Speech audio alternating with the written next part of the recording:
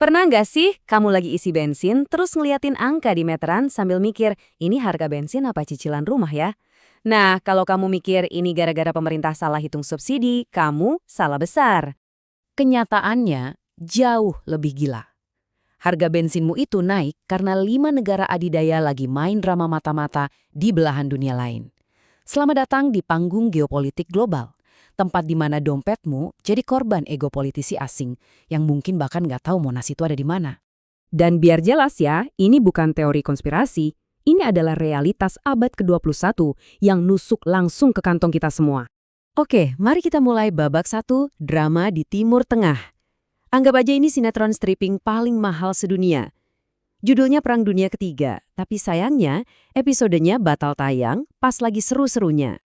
Jadi ceritanya gini, tiba-tiba aja 10 kapal perang Amerika, termasuk kapal induk nuklir USS Abraham Lincoln yang harganya lebih dari 100 triliun rupiah, ngepung Iran.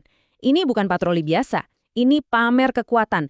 Ibaratnya mau nagih utang ke temen, tapi yang datang satu RT. Nah, ini dia jurus andalannya Donald Trump.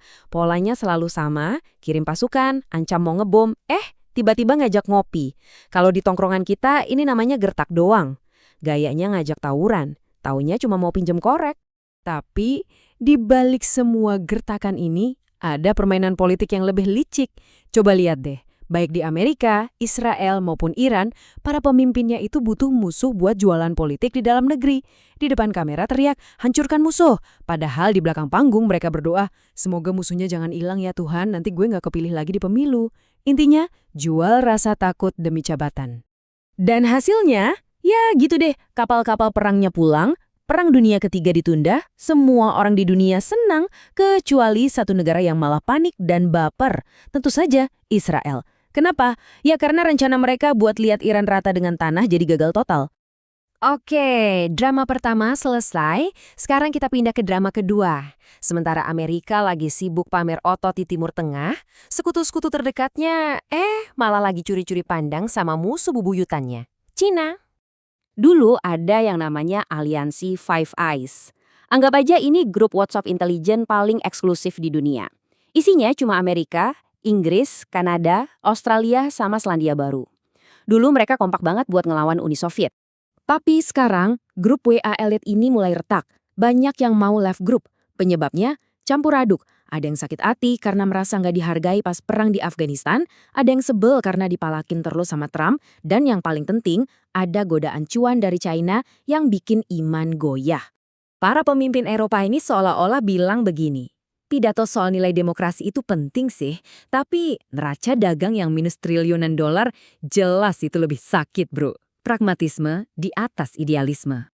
Dan ini bukan cuma main mata biasa ya, ini udah sampai tahap bawa seserahan. Lihat aja, pas Perdana Menteri Inggris ke China, AstraZeneca langsung janjiin investasi 15 miliar dolar. Itu lebih dari 250 triliun rupiah. Ini bukti nyata, uang memang ngomongnya lebih kenceng daripada rudal. Oke, sekarang kita masuk ke titik paling krusial di mana semua drama ini bertemu. Satu lokasi sempit yang bisa mematikan ekonomi dunia, Selat Hormuz. Angka inilah yang bikin para pemimpin dunia susah tidur. 20%, 1/5 dari seluruh pasokan minyak mentah dunia harus antre lewat gang sempit ini. Bayangin, semua minyak dari Arab Saudi, Qatar, Kuwait, dan Iran numpuk lewat satu jalur doang. Analoginya gampang banget. Selat Hormuz itu ibarat keran utama galon air di kantor. Nggak peduli siapa yang lagi berantem di pantry, kalau ada satu orang iseng nutup keran itu, semua orang di kantor bakal kehausan.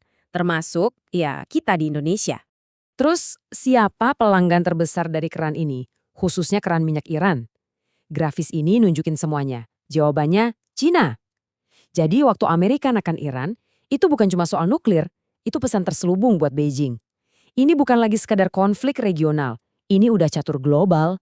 Dan akhirnya kita sampai di babak yang paling bikin nyesek. Babak di mana semua pertarungan ego para raksasa ini tagihannya dikirim ke warung kopi dan pom bensin di seluruh Indonesia. Jadi pertanyaannya simple, kalau harga minyak dunia tiba-tiba meroket gara-gara Selat Hormuz ditutup, Indonesia mesti ngapain? Apa kita harus pilih kubu? Nah, ini nih posisi kita yang serba salah. Ikut barat, kita bisa digulung IMF sama Bank Dunia, plus diamuk massa di dalam negeri. Ikut timur, siap-siap aja nilai tukar rupiah dihancurkan, dan kita diisolasi. Diam aja, netral, wah malah bisa jadi bulan-bulanan dan diinjak sama dua-duanya. Pusing kan jadi presiden? Intinya, posisi kita tuh bisa diringkas dalam satu kalimat tragis. Indonesia itu nggak mulai ribut, nggak ikut perang, tapi anehnya, selalu kita yang disuruh bayar tagihannya. Oke, cukup galaunya. Jangan pesimis dulu, kita nggak cuma bisa pasrah kok. Ada jalan keluarnya. Ada strategi yang bisa kita ambil biar berhenti jadi korban melulu. Ini resepnya. Dengerin baik-baik. 1. Politik jalan tengah. Bukan cuma diam, tapi aktif. Berteman sama semua, tapi jangan jadi bucin sama siapapun. 2. Gaspol kendaraan listrik. Putusin hubungan toksik kita sama impor minyak dan mafia di belakangnya. 3.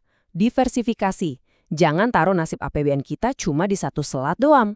Dan yang paling penting nomor 4, literasi geopolitik. Rakyat harus cerdas biar para elit gak bisa ngibulin kita terus-terusan. Jadi, ingat ini baik-baik.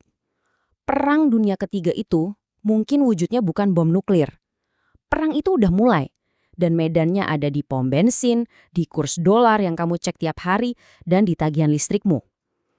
Dan Indonesia cuma bisa selamat bahkan menang kalau kita semua berhenti jadi penonton yang naif. Nah, sebelum kamu tutup video ini, aku mau bilang terima kasih buat kamu yang sudah nonton sampai akhir. Kalau videonya bermanfaat, boleh klik like biar aku makin semangat berbagi hal-hal positif ke depannya. Tulis yes di kolom komentar kalau kamu masih di sini. Aku pengen tahu kamu benar-benar ikut sampai habis. Jangan lupa juga share ke teman-teman kamu yang mungkin butuh info ini. Karena berbagi hal baik, itu langkah kecil buat dampak besar. Dan kalau kamu belum subscribe, yuk gabung bersama kami. Terima kasih sudah jadi bagian dari perjalanan ini. Kita tumbuh, belajar bersama, dan ayo Indonesia maju terus.